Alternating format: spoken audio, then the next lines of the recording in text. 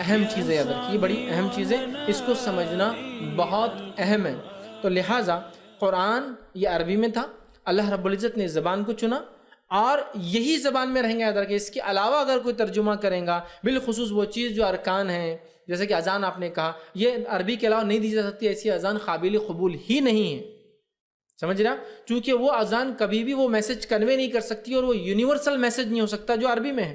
For example, مثال، ابھی جو اذان ہوتی ہے اللہ اکبر جو دی جا رہی ہے، اللہ بڑا ہے، اس کا ترجمہ اگر ہم کریں، اور یہی اذان اگر میں چائنا میں جاؤں اور سنوں تو میں کہاں جاؤں گا کہ مسجد ہے، مجھے نماز پڑھنا، اور یہی اذان اگر جرمنی میں سنوں تو مسجد کو جاؤں گا، اور یہی اذان امریکہ میں مسجد جاؤں گا۔ لیکن اب اگر مجھے اردو نہیں آتی اور میں امریکہ سے یہاں انگلش میں، اب اگر اذان ہو رہی ہے اللہ بڑا ہے، ہاں، تو آپ کیا کریں گے؟ اس کا یونیورسلٹی ختم کر دیا آپ نے آٹومیٹیکلی، ایک بیسک فائدے کے لیے۔ اب اس کو پتہ نہیں کیا چلا رہا اور کیوں چلا رہا ہو، سمجھ رہے آپ بات کو؟ تو لہٰذا ابھی جو لینگویج عربک ہے یہ یونیورسل ہے، یاد رکھیے، یونیورسل لینگویج ہے، ٹھیک؟ کوئی بولے نہیں